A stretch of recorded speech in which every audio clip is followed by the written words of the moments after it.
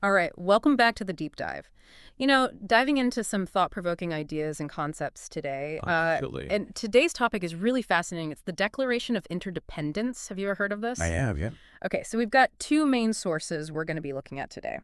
One is the book, The Declaration of Interdependence, How We Can Live a Life of Love, Infinity, and Integrity, which Hmm. is by Terry Sanders and Chad Steele. Okay. And the other one is like the actual text of the Declaration of Interdependence itself. So it's kind of like we've got like the source material and then somebody riffing on that source material. Now, the book's really interesting. It's not just a straightforward explanation of the Declaration.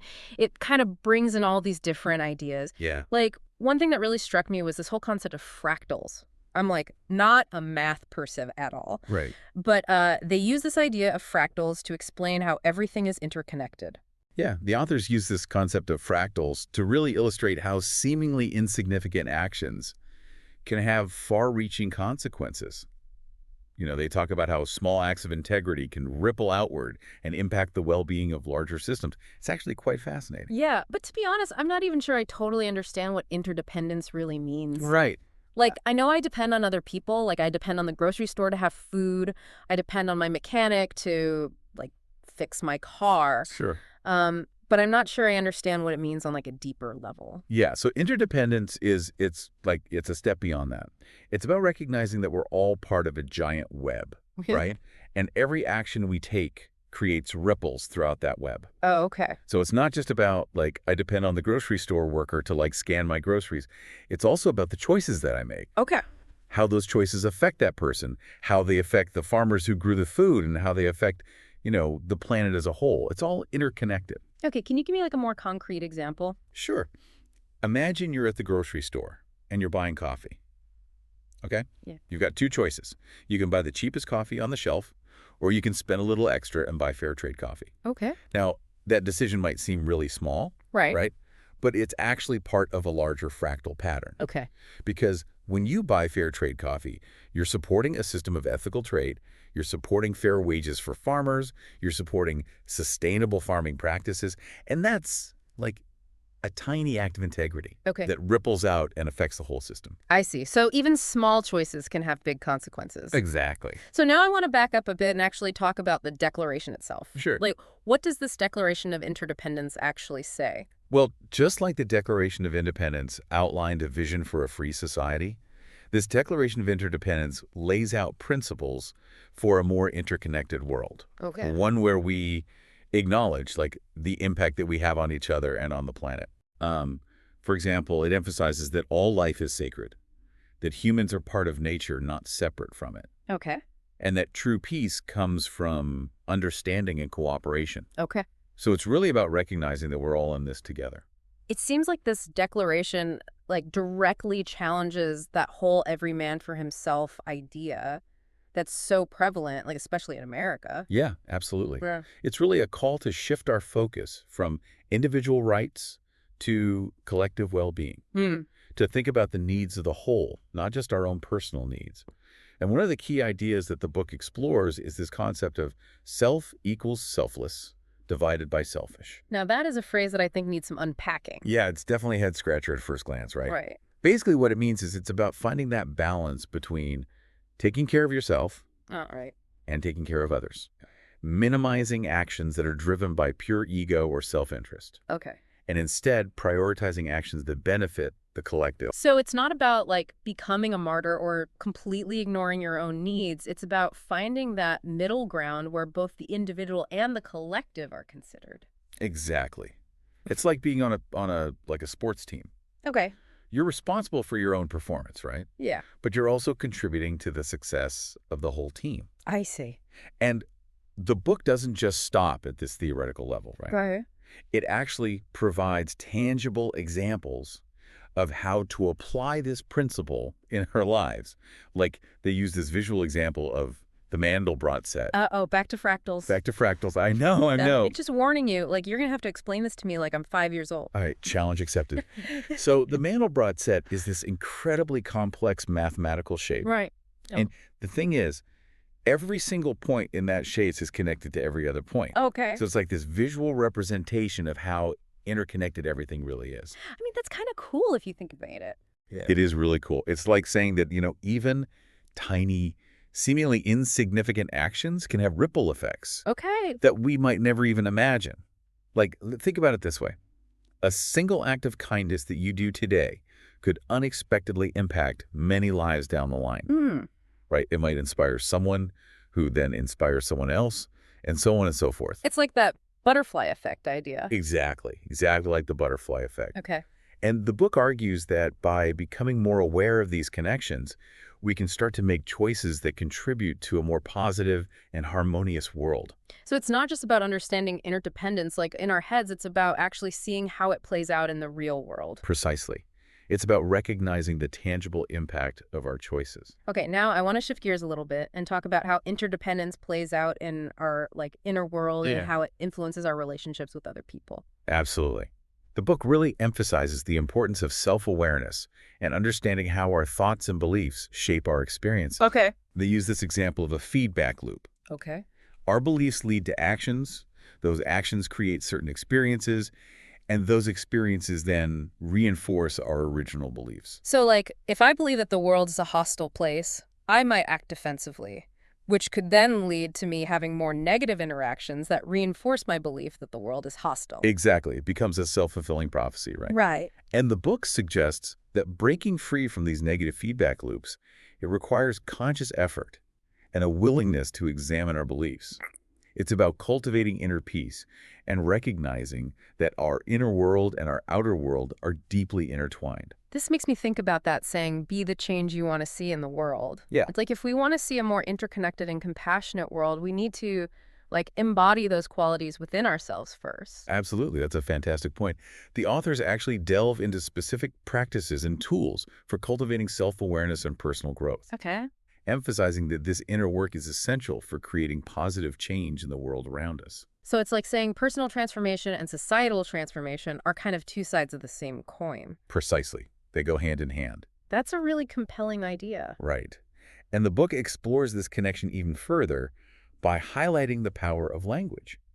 They argue that language isn't just a tool for communication. Okay. It's a tool for shaping reality.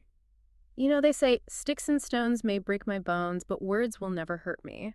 And I always thought that was kind of naive. Words absolutely have power. They absolutely do. Yeah. The book actually uses a really interesting example. Okay. It talks about the story of the three little pigs. Oh. Right. The house is made of straw and sticks. They couldn't withstand the wolf's hucking and puffing. Right, right. But the house made of bricks, that stood strong. Yeah, so are they saying that our words are kind of like building materials? Exactly. They can either create flimsy structures that crumble under pressure, Yeah. or they can build strong foundations for a more resilient world.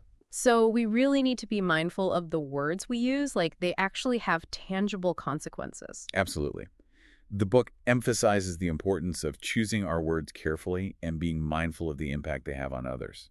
Okay, so we've talked about fractals, we've talked about self-awareness, we've talked about the power of language. Right. It sounds like the authors are weaving all these different ideas together into a pretty compelling argument for how to live a more interconnected life. They really are. But they don't stop there. No, they don't. They actually offer a really bold vision for what they call a fractal future. A fractal future. Now I'm really intrigued. It's a future shaped by the very principles outlined in the Declaration of Interdependence.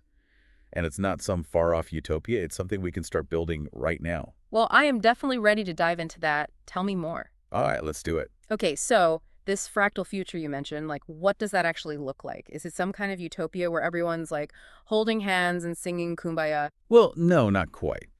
But it is a future where we've really shifted away from that me first mentality, that hyper-individualism that's so common these days. Right. It's a world where cooperation is more important than competition, where resources are shared fairly, and where everyone's well-being is considered, not just humans, but, all beings. Okay, that all sounds great, but is it even possible? That's a good question. And you're right, the world feels super divided right now, doesn't it? Yeah. But one thing the book points out is the power of declarations. Okay. Think about the Declaration of Independence. Okay. Just a piece of paper, really, but it had this huge impact on shaping people's thinking, It inspired people to take action. So they're saying a Declaration of Interdependence could do something similar. Exactly. It could be like a catalyst for real change, Yeah. inspiring people to embrace a more interconnected way of life I see. and to work together to create a more just, truthful, and harmonious world. Okay, but how do we actually, make that happen? How do we move beyond just words on a page? Well, one thing the book emphasizes is this idea of fractal success. Okay. So it's not just about individual achievement Right. or accumulating wealth or status. It's about contributing to the well-being of the whole. Okay, so it's like less what's in it for me and more how can I contribute to something bigger? Exactly. And that is a pretty big shift, I'll admit. Yeah, like our whole society is kind of built around that what's in it for me idea. It is, yeah. But the book does offer some hope because it highlights like tons of examples of people and communities who are already living this way and creating positive change. I mean, that's important, right? To see that it's not just some impossible ideal, Yeah. that people are actually doing this. Exactly. It shows us that it is possible to create a better world. And that change happens at both levels, the individual and the systemic. So what can people actually do? Well, the book encourages us to look at the systems and structures that shape society. Oh, okay. Like, how can we influence those? Yeah. Is it through political engagement, supporting ethical businesses, advocating for policies that promote social justice? Mm. There are lots of ways to get involved. So it's about recognizing that we're not just passive observers, but we actually have the power to shape the world around us. Exactly. Our choices matter, and those choices ripple outwards, affecting others and the planet as a whole. And this makes me think about intention, too. If our actions have such far-reaching effects, we really need to be mindful of our intentions. You're right. That's a really important point. And the book actually talks about that in detail. It even suggests that intention can shape reality. Hmm. Think about setting an intention with a GPS, Okay. You input your desired destination and the route might change along the way. Yeah. Maybe there's traffic or a road closure, Right. but the overall goal stays the same. Okay. So if enough people set the intention to create a more interconnected and harmonious world, well, it makes sense that it would actually start to happen, right? It's like we're all kind of programming the GPS of humanity towards a better destination. I like that analogy, yeah. It's a powerful one. And the book backs it up with real examples and insights. Cool. It even highlights this poem, The Invitation, by Oriah Mountain Dreamer. Have you ever heard of it? I have. Yeah, I love that poem. It's a beautiful poem, right? It's all about living authentically, embracing the good and the bad, Right. and being willing to, risk looking foolish for love. Exactly. But how do you think it connects to intention and creating a better world? Well, I think it's about aligning our inner world with our outer world. When we're living in alignment with our values, our actions become more intentional. That's a great way to put it. Yeah. And those intentions then ripple outwards, influencing others and shaping the world. So it all starts with self-awareness, knowing who we are and what we truly value. Absolutely. And that brings us back to language. Remember we talked about how powerful words can be. Yeah, our words are like building blocks, creating either flimsy structures or strong foundations. Right, exactly. So how do we use language to build a more interconnected world? Good question. The book talks about the 4 agreements again. Specifically, that agreement to be impeccable with your word. Okay.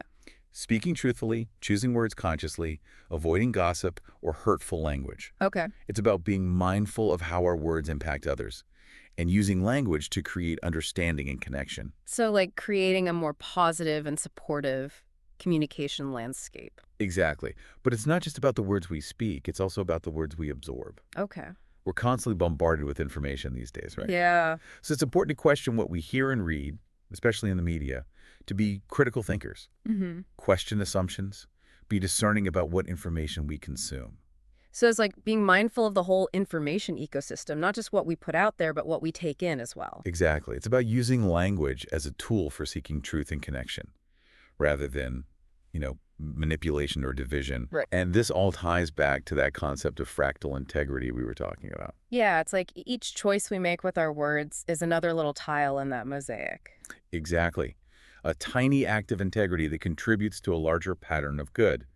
A reminder that we're all connected and that even small choices matter. This conversation has given me so much to think about, but I'm wondering, what are some practical things people can do to actually put this into practice, to live more interdependently? That's where the book gets really helpful. It offers specific examples and suggestions. Like one area it focuses on is ethical behavior. Okay, so what does that look like in practice? Well, it can be supporting businesses that operate ethically and sustainably, being conscious consumers, advocating for policies that promote social justice, those kinds of things. So like aligning our actions with our values and recognizing that even our consumer choices have an impact. Exactly. Every purchase is like a vote for the kind of world we want to live in. It's not just about individual choices, though, right? It's also about collective action, working together to create change. Absolutely.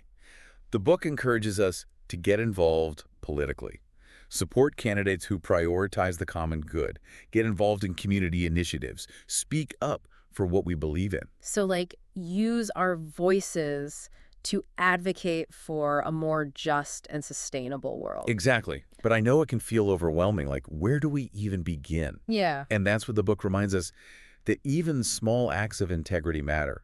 It's not about doing everything perfectly. It's about making conscious choices every day that align with those principles of interdependence. It's about progress, not perfection. Exactly. And remember, you're not alone on this journey. There are tons of people and organizations out there working towards a better future. It's like finding your tribe, connecting with people who share your values and supporting each other along the way. That's a great way to put it. And that reminds me, we talked about self-care earlier. Remember, we can't pour from an empty cup. We need to take care of ourselves so we can take care of others. And that's not selfish. Right, that's actually an act of service. Precisely. Because when we're feeling good, we're more capable of showing up for others. It's like that selfless, selfish idea again, finding that balance. Exactly. It's not either, it's both hand. We can take care of ourselves and still contribute to the well-being of others. And when we do both, well, that's a pretty powerful motivator. It's not about guilt. It's about understanding that our well-being is connected to the well-being of everyone and everything. So it sounds like this Declaration of Interdependence is more than just a document. It's like a way of life. It really is a guide for creating a more fulfilling and meaningful existence. And it leads us towards that fractal future we were talking about. Okay, so paint me a picture. What does this fractal future actually look like? Well, imagine a world where cooperation is the norm, not the exception, where resources are shared fairly and everyone has the opportunity to thrive, where we live in harmony with the natural world. It sounds amazing, but is it really possible? The book says yes, but it requires a fundamental shift in our thinking, a shift from me to we, recognizing that we're not separate, isolated individuals, but interconnected beings sharing this planet together. This has been such a fascinating deep dive. I feel like I've learned so much. What are some key takeaways for our listeners? The most important thing to remember is that the journey to a better world starts with each of us. Right. Ask yourself, what is one small step I can take today to live more interdependently? It could be anything. A shift in mindset, a conscious choice of words, a simple act of kindness. Because even small actions, multiplied by millions of people, can create a huge wave of change. Exactly. We all have a role to play in creating a more just, truthful, and harmonious world. But before we go out and try to change the world, let's zoom back in on the individual. What advice does the book offer for actually making that me to we shift happen, in our own lives? So we're talking about this big shift, right? From me to we. But how do we actually do that? In our everyday lives? It sounds kind of abstract. Well, the book uses this really helpful analogy, the mosaic. Oh, yeah, we talked about that a little bit before, right? Where each individual piece, each little tile, might not seem like much on its own, but when you put them all together, they create this amazing, beautiful, intricate whole. Okay, I see where you're going with this. But how does it connect to this whole me to we thing? Think of it like this. Your actions, your choices, your efforts, those are the individual tiles. Yeah. And the we, that's the bigger picture, the well-being of society, the planet, the collective good. We're all adding to that picture, whether we realize it or not. So it's like, if we want to create a really beautiful mosaic, we got to be intentional about how we place each tile, right? But how does that translate to our lives? It means recognizing that even those small, everyday choices we make, they matter. Like asking yourself, how will this affect others? How will this affect the environment? It's about considering the ripple effects of our actions and trying to make choices that benefit everyone, not just ourselves. This is where that fractal integrity idea comes back in, right? Each little act of integrity is like a tile, and they all add up to something bigger. Exactly. And the book makes this point that when we focus on the we, the me often takes care of itself, When the whole system is healthy, everyone benefits. It's like they say, a rising tide lifts all boats. But if we're moving away from this focus on me, how do we know if we're succeeding? Like, what does success even look like in this we-centered world? That's a great question. And the book actually challenges those conventional ideas of success. The ones that are all about individual achievement, wealth, status. Instead, it suggests that true success is about contributing to a world that's just truthful, harmonious, and sustainable. So it's not just about personal gain anymore. It's about, like, our impact on the world around us. Exactly. And that's where the principles of the Declaration of Interdependence really come in. When we live by those principles, unity, compassion, stewardship, respect for all life, we're automatically contributing to a more successful world, a world where everyone has a chance to thrive. This all ties back to that fractal future we keep talking about, a future where these ideas of interconnectedness and cooperation aren't just like nice thoughts, they're actually the way we live. Right. And as we wrap up, the one message I really want listeners to take away is this: the journey toward a better world. It starts with each of us, with every single act of integrity. Every choice we make, every action we take, it's all part of building a more just and equitable society. And it's not about waiting for someone else to fix things. It's about each of us taking responsibility. Yeah, recognizing that we all have a role to play no matter how small. Like, we're all part of this web of life, and even the tiniest actions can have ripple effects. It's about asking yourself, how can I contribute to something bigger than myself? Embracing that idea that we're all connected. Our well-being is tied to the well-being of everyone and everything else. This has been such an amazing conversation. I feel like we've really gone deep on this. What are some final takeaways for our listeners? The authors leave us with this really powerful message.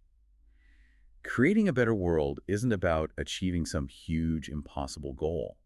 It's about taking small steps, making conscious choices, and just striving to live with intention and integrity. It's about remembering that we're all in this together. Exactly. Well, thanks for joining us on this deep dive into the Declaration of Interdependence. We hope you gained some valuable insights and are feeling inspired to put these ideas into practice in your own life. And remember, the journey toward a more interconnected world, it all starts with you. What small step will you take today? That's all for this episode of The Deep Dive. Until next time, keep exploring, keep questioning, and keep diving deep.